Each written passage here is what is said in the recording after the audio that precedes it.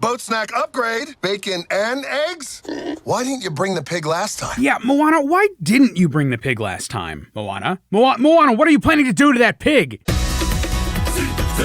Hello internets, welcome to Film Theory, the show that always hears the call of the sea. It's telling me that you need to subscribe. Huh, that's weird. Anyway, it's been a stressful couple of weeks, loyal theorists, and you know what? Sometimes you need to just take a step back and chill for a bit. Maybe throw on something that you're nostalgic for, like our new Lumen line of officially licensed FNAF clothing. Order before December 1st and you'll get everything in your order except the Withered jacket by Christmas. Is there a better way to feel nostalgic than with clothes based on this Theorist classic? Or a classic Disney movie, and then, you know, doing the Theoristy thing of overanalyzing a super small detail and showing how it's actually incredibly dark. I mean, some of my favorite theories we've ever done here on the channel have been taking a look at the warm, cuddly, happy-go-lucky worlds of Disney animation and turning them on their heads. You know, classic ruining your childhood stuff. So, with the release of Moana 2, I figured, hey, I want to go rewatch Moana and all of its trailers and maybe get some of my creative juices flowing. In case you don't know, who am I kidding? Moana is one of the most streamed movies ever with 80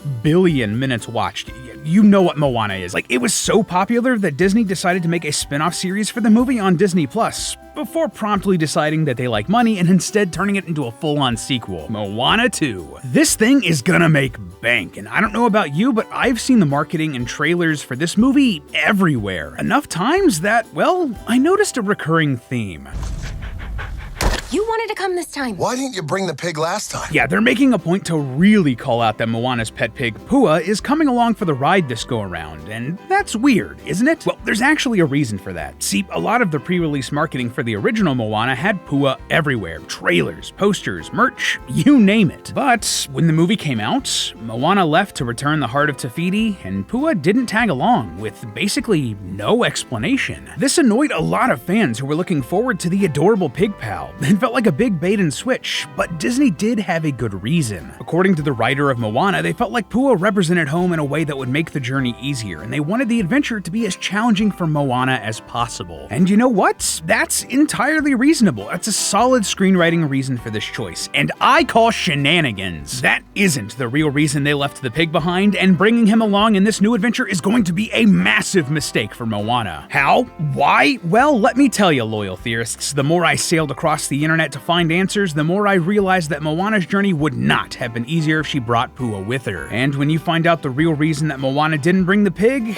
let's just say it's gonna make you squeal. Get ready to be shiny, friends, as we dive into this Moana mystery. Okay, so for us to really understand just how bad an idea it would be to bring Pua along for this journey, we first need to know just how long it would take for Moana to board her boat, sail across the sea, and restore the heart of Te Fiti. And, well, if you watch the movie, it seems like only 3 or 4 days pass, but would that actually be possible? I mean, it seems like she crosses an entire freaking ocean. Or does she? Well, thanks to the Art of Moana, the official art book for the film, we have a Disney-approved map of her journey, showing that it was actually only 1,200 miles or 1,931 kilometers. Yeah, okay, only that far. That's still the distance from Cincinnati, Ohio to Boulder, Colorado. But surprisingly, that might not take as long as you expect out at sea. The last time we talked about Moana on the channel, we figured out that Moana's boat was based roughly on the ancient Fijian Thamakau, which could top out at just about 17 miles or 28 kilometers per hour. While explaining what a wayfinder does to Moana, Maui says that they need to be traveling 24/7. You know, a real wayfinder never sleeps, so they actually get where they need to go. Which means that they would reach Te Fiti in just about 69 hours. Nice. That's just shy of 3 days, and when you factor in all of the side quests and distractions Moana and the crew encounter during the film, 3 or 4 days is totally plausible. Man, score 1 to Moana for the realism. Well, actually score 2, because if you overlay the map from the art book with a real map of the South Pacific, you'll find that the fictional island Montanui is exactly 1,200 miles from the real island of Tahiti, whose name and likeness inspired Te Fiti. Neat. So to really start out this discussion, let's go over why bringing Pua would be a bit of a handful. Biggest reason? Well, I mean, he's literally a pig. Specifically, he's a variety of pig called a kuni kuni, one of the world's smallest breeds, but don't let that fool you. you. Even though he's technically a miniature pig, that doesn't mean that he would be small. First of all, we know that Pua isn't like a baby. He's an adult pig, which might come as a bit of a surprise. You might look at Pua and think, how could this possibly be an adult? He's just a cute little baby. Maybe he wouldn't be that big. But the timeline of the movie begs to differ here. In the prologue, we see Moana, who seems to be about 10, trying to escape the island with Pua. The main events of the movie take place around 6 years later, meaning that Pua would be at least 6 years old. Kuni pigs reach their maximum size around 3 to 4 years of age, meaning that Pua is practically middle-aged by the main events of the movie. Adult kunis can grow to be about 4 feet long, 2 feet tall, and males like Pua can weigh between 200 and 300 pounds. That's 1.2 meters long, 0.6 meters tall, and between 90 and 136 kilos. Since Pua is admittedly on the visually smaller side, I mean, he just looks tiny, we're going to say that he's actually on the smaller end of that weight scale, clocking in at 200 pounds or 90 kilos, which makes this scene at the end of the movie where Moana catches a charging Pua incredibly impressive on her part. Moana's got a sleeper swole build. But all of this now begs the question, how would Moana possibly keep this guy fed and hydrated on that long journey? See, according to the American Kuni Pig Society, I guess there's a society for everything nowadays, adult Kuni should be eating between 2.5 and 4 pounds or 1.1 and 1.8 kilograms per day. That's nothing to scoff at. Though we don't tend to think of human diets in terms of raw poundage, research shows that a typical human eats between 3 and 5 pounds, 1.4 to 2.3 kilos per day. Essentially the same as a full-grown pig. So bringing Pua along would be the equivalent of having a second full person to feed, which means that Moana's gonna need to bring twice as much food for the 3 to 4 day journey each way. In the movie, we know that Moana is going to be able to restock when she gets to Te Fiti, but she wouldn't know that when she left her home island. That means that she'd need to prepare for that week-long journey at least. So at that minimum of 2.5 pounds of food per day for Pua, that means that Moana's going to need to pack 15 to 20 pounds of food on top of what she'll need for herself, just to keep Pua fed during the journey. And don't think that this could be something like Survivor Man, where Moana and Pua could just rough it without food for a bit. This would literally be the difference between life or death for Pua. While humans are able to live as long as 1 to 2 months without food, pigs, not so much. A pig will typically keel over if they're without food for just 3 to 4 days, exactly the distance to Te Fiti, and that's the best case scenario. Believe me, you don't want to be on the receiving end of a hangry boar or pig. They can be dangerous animals. And all of that is assuming that Moana knows exactly how long the journey would be and that she isn't expecting any complications, like, say, her ship capsizing just a few hours into her journey and losing a big chunk of her supplies. Now, you're probably thinking, wait, couldn't they find other ways to resupply? And that's a great thought. There's an obvious source of food that Moana could go for here to resupply.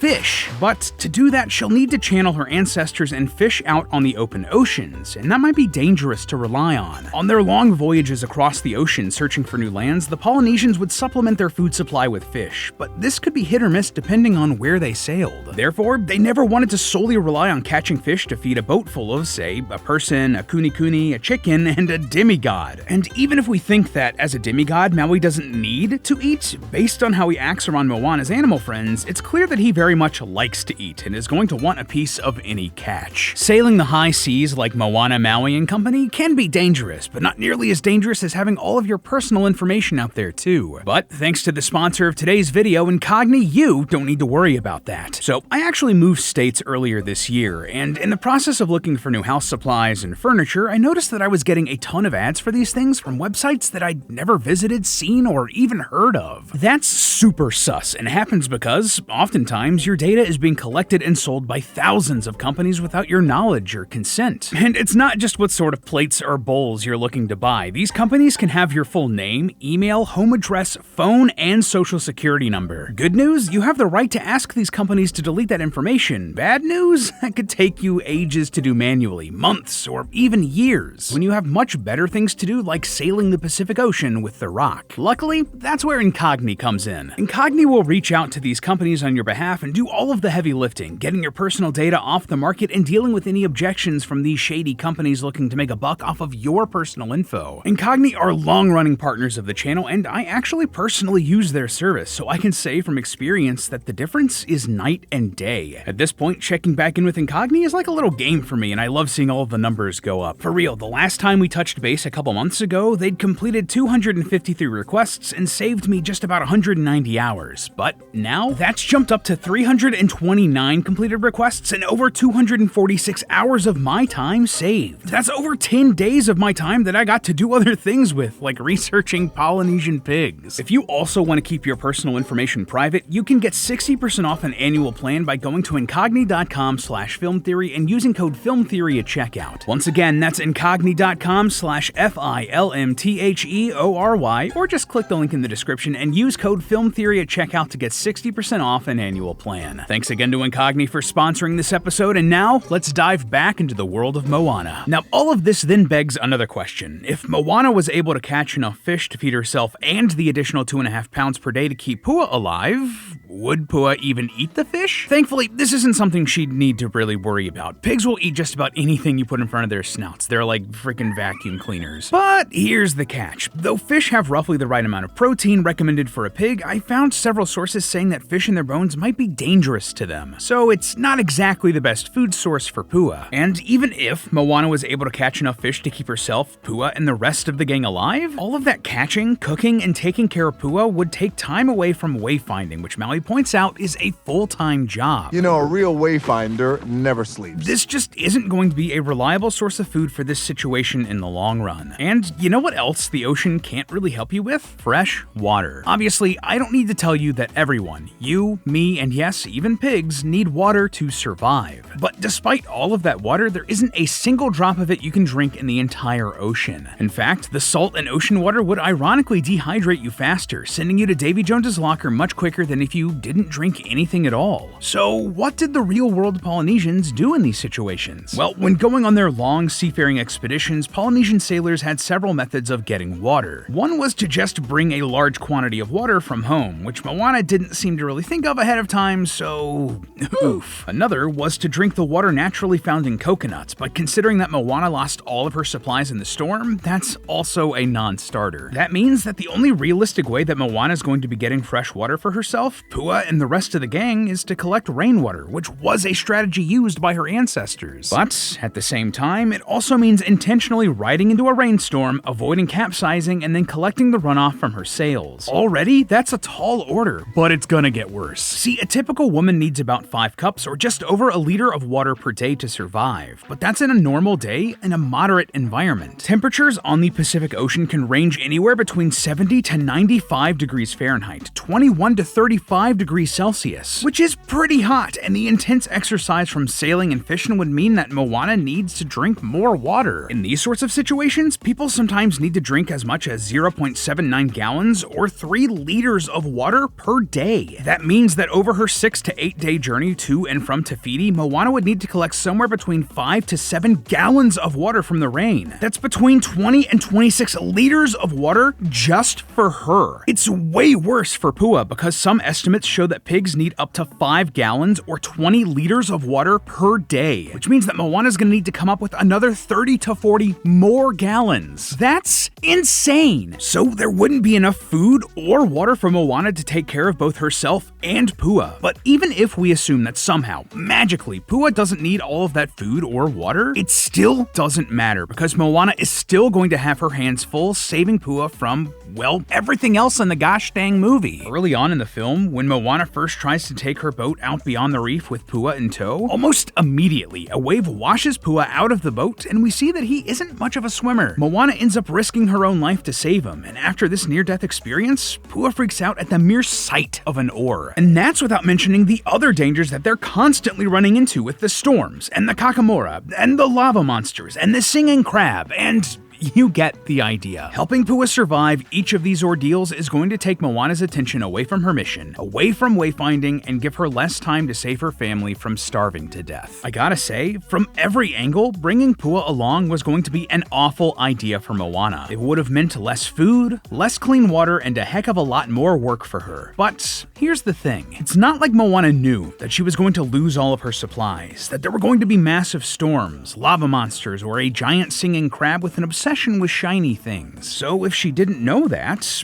wait, why didn't she bring Pua again? Like, yeah, we know Disney's reasoning. Pua was her friend, her confidant, someone who would have made this journey feel way more like home. Why leave him behind? Well, because if she was honest with herself, Moana knew that bringing Pua along would mean that she'd have to do the unthinkable. She'd have to eat Pua. Yeah, the smart thing to do in this situation would have been to eat her best friend. And in fact, given how much of a drain on her resources he would have been, the benefits of eating Pua would have far outweighed the downsides. If you've ever been to or even seen a luau, you know that a whole pig can often feed an entire family, so it could go a long way for just one teenage girl. If we use that assumption that Pua was about 200 pounds, 3,200 ounces, or 90 kilograms, that means that the meat on Pua could have been worth as much as 230,000 calories. That's enough to last Moana for months, and it's not even mentioning the nearly 26,000 grams of protein in that meat that would help her tend to the sales every night and day. Now, the main problem she'd have here is preserving that meat and keeping it from going bad, but even then, it doesn't need to last her for months, just a couple of days until she gets to Te Fiti to save the world. And what's more, eating pigs like this is something we know did happen in real-world history. Remember, the ancient Polynesians explored and colonized the entire South Pacific, and when they were headed out to somewhere new, they'd load up their boats not only with food and water, but plants and animals to sustain themselves when they got to their new homes. Among these animals were, you guessed it, pigs. But if their resources were somehow lost at sea, if travel was delayed or a real-life equivalent of a lava monster showed up, when push came to shove, they would eat their pigs and chickens in order to survive. Let's be honest, Moana's mission was far too important for Moana to give up on. Her family, no, the entire world was depending on her to make it to Te Fiti, and if she was forced to choose between Pua and the world, well, we know Moana does have a taste for pork. That's good pork. Oh. I can practically smell the bacon now. But hey, that's just a theory. A film theory. And cut. Up next on Film Theory. The minions aren't dumb. Wait. I know. Hear me out here.